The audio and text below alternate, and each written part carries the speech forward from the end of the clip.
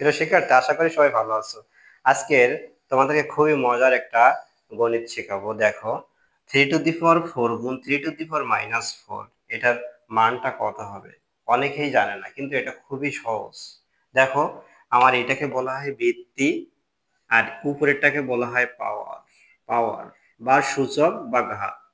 এই যে এখানে পাওয়ার আছে 4, এখানে আছে -4, আর ভিত্তি 3, এখানেও ভিত্তি 3।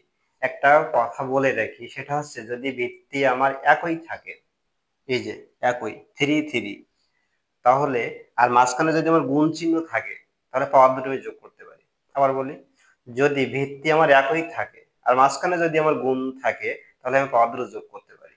এটাকে বলা হয় সূচকের গুণন বিধি। ওকে, তো দেখি, তাহলে ভিত্তি আমি একটা করে নিলাম, আর পাওয়ার দুটো আমি যোগ করে দিলাম। তাহলে 4 আর 4 কাটলে কত হবে? 0 হবে।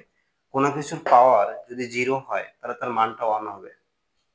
বিষয়টা এরকম, যে কোনো কিছুর পাওয়ার 0 হলে তার মানটা কত হবে? 1 হবে। এটার অ্যান্সার 1। ওকে, তো ভিডিওটা কেমন লাগলো অবশ্যই কমেন্টে আমাকে জানাবেন।